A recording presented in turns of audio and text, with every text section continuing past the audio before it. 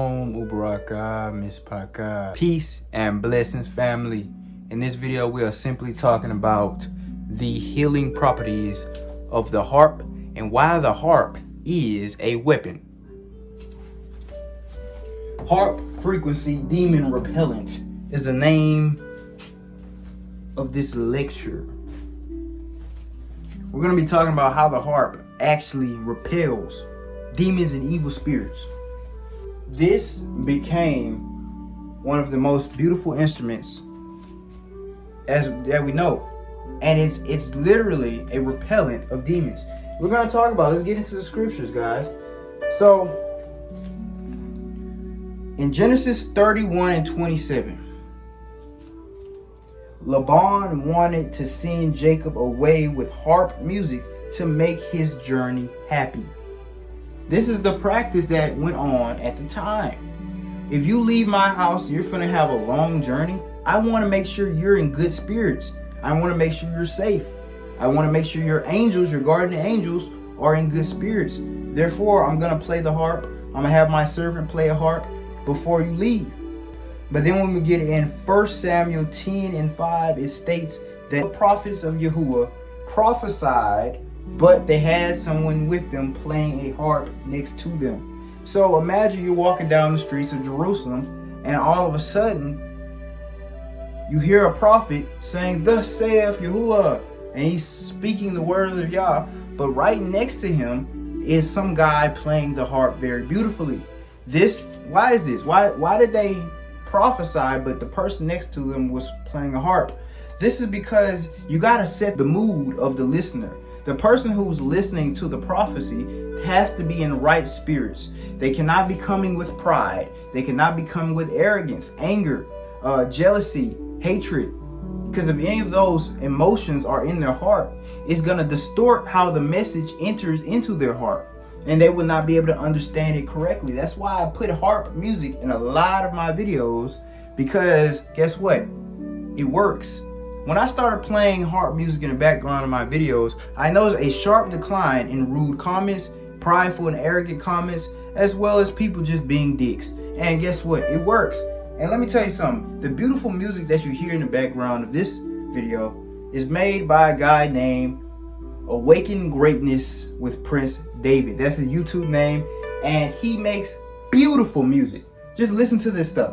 The detail in this. You got the harp in the background. You got a saxophone, I believe, and some flute and some other stuff that I don't really know what it is. But god dang, this is good. Even in 1 Chronicles 25 and 1, we also see that the prophets prophesied and another person next to them was playing the harp. This was very important. They had to set the mood. They had to set the vibe. They had to make sure people wasn't in negative spirits, bad spirits. When we say bad spirits, good spirits, what are we talking about? We're talking about the emotions. What is a spirit? First of all, we gotta understand a spirit is not a ghost. All right, when you think of a spirit, you think about some ghost, some spooky, floating object. No, that's not what a spirit is. Spirit just means energy. Spirit just means energy. You understand? Everything's made out of spirit. Not all spirit is living, but all spirit basically interacts with that which is living, and all spirit can definitely alter that which is living. And that's what we must understand. All spirit is energy. All energy will alter that which is living. And every emotion that you have is a spirit. It's everywhere. It's in every atom. It's what causes the electron to spin. That's what energy is, man. It's the basic foundation of this universe. Even the physical realm is really spiritual. It's a condensed spiritual realm. You understand? But here's the thing about the energies. The harp music gets the energy good. It balances it out. You understand? It balances out those emotions. But let's continue on, people. Let's continue on, because I tend to ramble. Anyway, when we get to 1 Samuel chapter 16 and verse 16, we see that the wise men of King Saul knew by experience or by oral tradition or by knowledge of some sort that the harp music would rid King Saul of his evil spirit. We know that an evil spirit came on Saul from Yahuwah. And this evil spirit was so bad, it was just basically like a depression, like just this intense anger was on him all the time. This very intense anger. The evil spirit only affects the emotion, because that's all it is. Yahuwah just put on King Saul a very intense emotion of some sort, whether it be jealousy, anger, hatred, whatever. Yahuwah put on Saul a very intense emotion to cause his quality of life to be poor, because he was a poor king. So with that being said, when the wise men called for a person who was good with the harp, they found King David. King David then played the harp, and what happened? King Saul's evil spirit left. So why did everybody in Scripture know about this harp, and how the harp actually, it refreshes the mood? Why did they use the harp in Scripture? Is there any scientific basis to the fact that the harp can, quote unquote, rid evil spirits away? Well, let's understand, evil spirits in Scripture is just very heavy emotions. Very heavy, uncontrollable emotions that we don't understand why we have them. King Saul was probably battling some very heavy depression or very heavy anger that he could just not control or get a grip of. So he got David to play the harp, and when he played the harp, every time he played the harp, Saul returned to a normal state of mind. Now, scientifically, this is proven by top scientists, actually, real scientists, not pseudoscience, with real doctors, real trials, real experiments.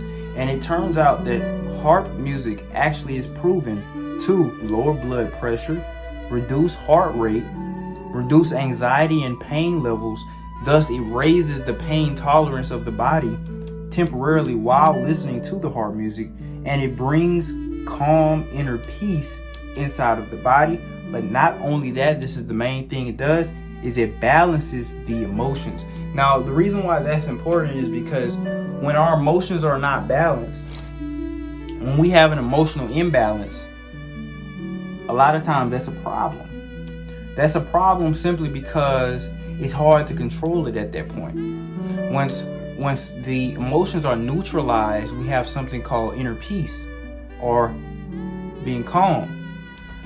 Your heart rate, things like that, anxiety levels, cortisol in the blood reduces significantly as well.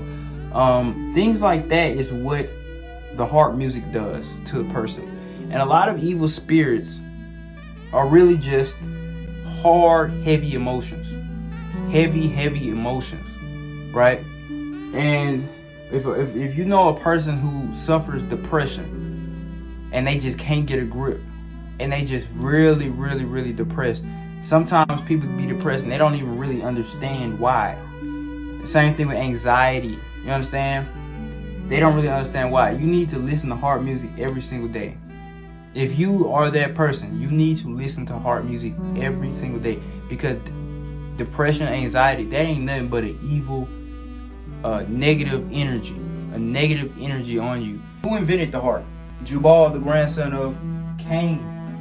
Why would Jubal, the grandson of Cain, invent such a beautiful sounding instrument that just so happens to be the instrument that Yahuwah of hosts loves to hear?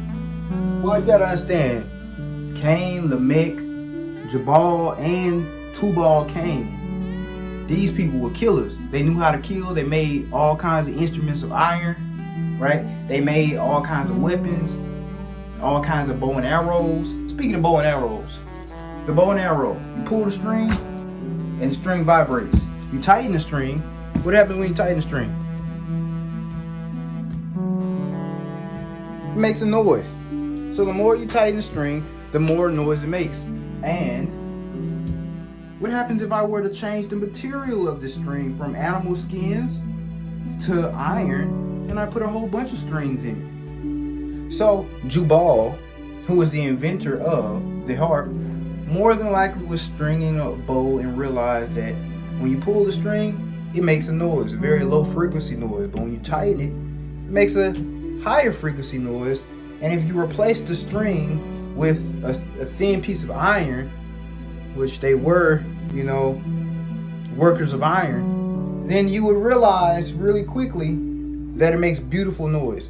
That's how the first harp was made, and this is what the first harp looked like. The first harp looked like this.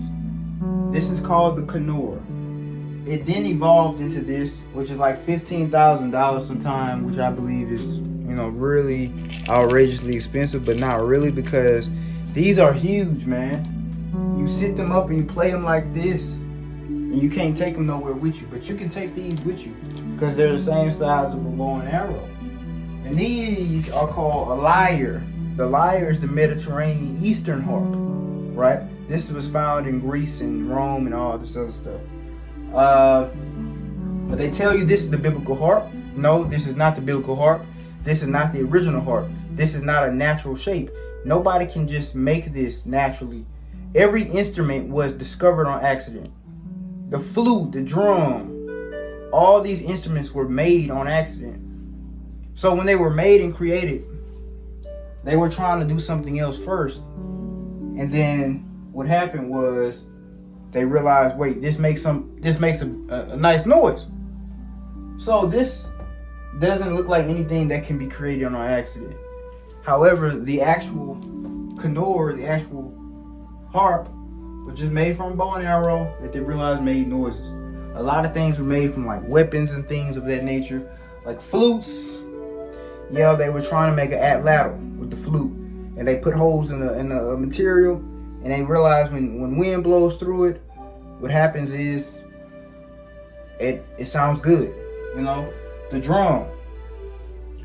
They were just trying to have a containment of animal skins to hold things in it, just like a bucket. And they realized when you hit it, oh, this makes a noise. So that's how all instruments were made. You just gotta understand it. And the Kohanology, what's beautiful about the Kohanology is we had a lake in our land called the Sea of Chinnereth, or the Sea of Kinnereth. And the Sea of Kinnereth was called that because the sea was shaped like a harp. The sea was shaped like a harp. And as you can see in Utah today, there is a sea or a lake called the Bear Lake that is shaped just like a harp, and it is the Sea of Chinnereth. The Jordan River flows out of the Sea of Chinnereth according to Scripture, and the Jordan River, or the Bear River, flows out of Bear Lake in Utah, which flows into the Salt Sea, just like Scripture says.